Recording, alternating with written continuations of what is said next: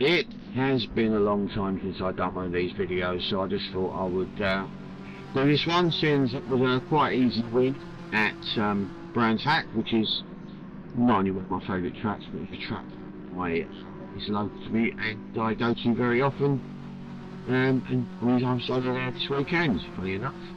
So anyway, this is a new race from this week, daily race B, Brands Hatch.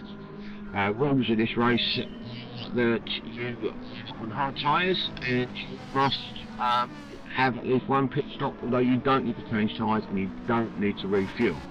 So as you can see, I'm in the Braun liveried AMG Mercedes, and I'm home. So it's a track I love. It's only the Indy circuit, so it's only a quite short run on this one. 10 laps in total. So when I started doing it early this morning, it was a case of I didn't get enough time on it with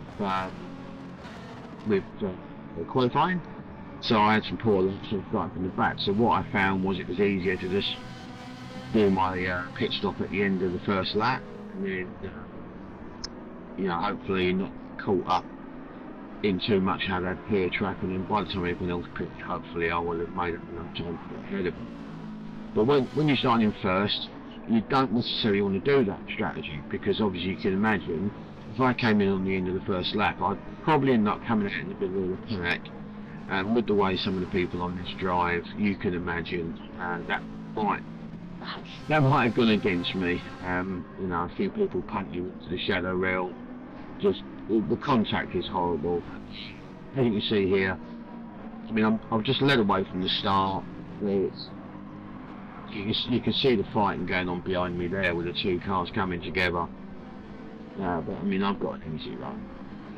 To be honest with you, I didn't set the fastest lap on this. I mean I did at one point, but overall I didn't set the fastest lap, because when you've got that much of a lead and you've got clear track ahead of you, you don't want to push yourself majorly hard and end up doing like that guy did there, getting a couple of wheels into the gravel, and that's enough to slow you down and lose your position. So now, as I was saying at the beginning, one of the big rules of this race is that you have to have a pit stop, regardless of whether you're actually doing any fuel or tyres. It's still the rule of this race. So it's a matter of picking your best spot and what have you. So with a lead like this, it's probably going to be best to do a late pit stop rather than the early one, as I say, because you don't want to come out of traffic.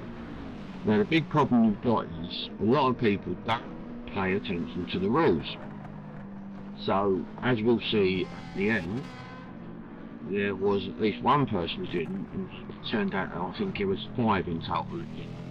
If you know Gran Turismo at all, you know when you get a penalty on one of these online daily races for not applying the tyre stop rules, that is a 1 minute penalty.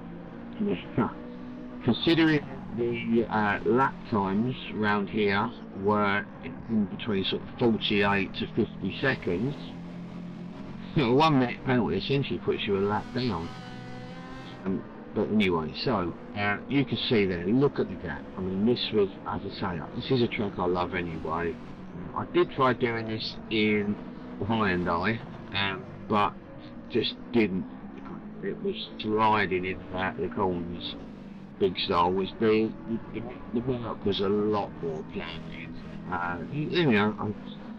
It's not early in the week to do trial and error with different cars, because once you start getting later into the week and everyone's picking a meta car, if you're not you're unlucky, you end up with a grid full of everyone driving the same particular car. It takes from the fun of it, I think. It's nice to have a nice mix of cars. But as of yet, I said, obviously being the first day of the week, there is no meta car as of yet. So I think off the top of my head, I came in around lap 7. Now we'll wait till we go into the pits, because you can see how I nearly threw the whole race away coming into the pits.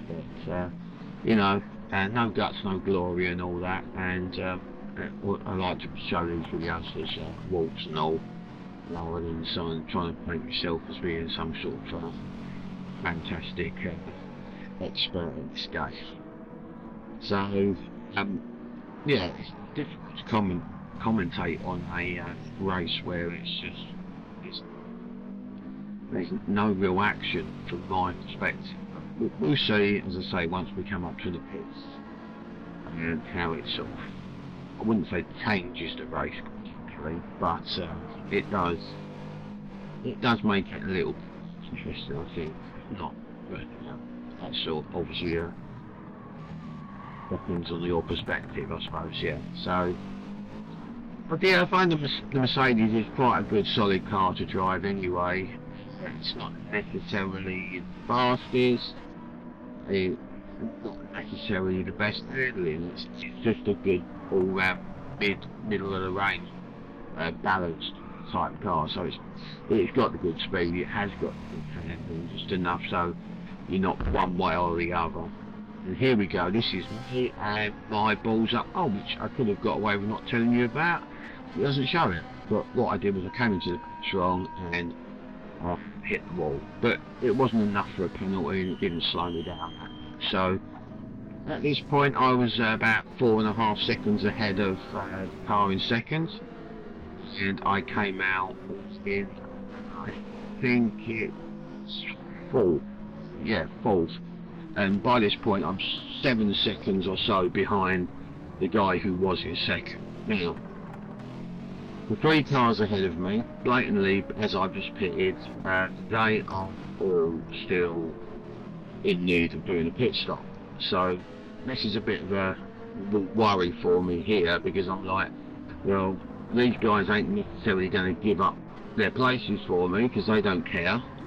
So if I get boxed in behind them and slowed down, or, you know, as one comes in, thankfully, or if one of them decides he wants to be aggressive and cause contact, that could be it for you. So thankfully, as I say, first guy, he's already pitted, so that's took him out of the ring. And then this guy decides to drive off and let me pass.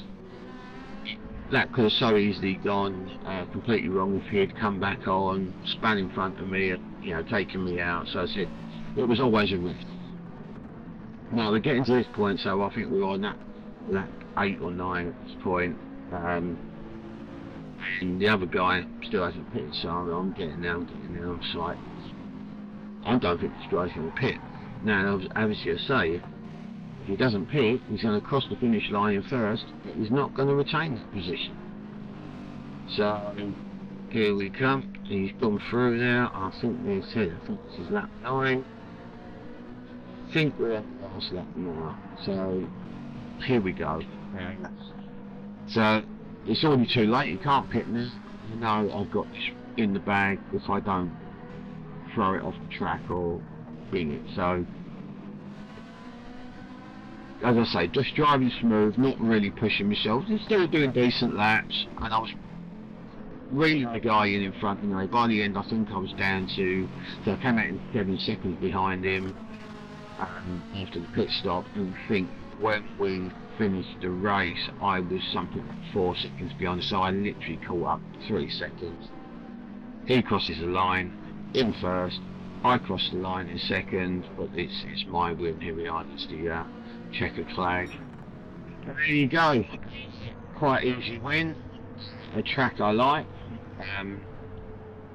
It's shame it couldn't have been just a 100% clean win with the guy not doing the error with the pit stop rules, but you know, you take what you can get. If he had done that, it still would have been an easy win.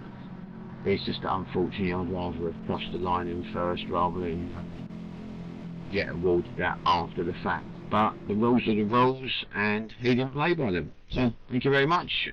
Hope you enjoyed it at least. Well, I did. That's all that matters, really, isn't it? Thank you very much. Bye.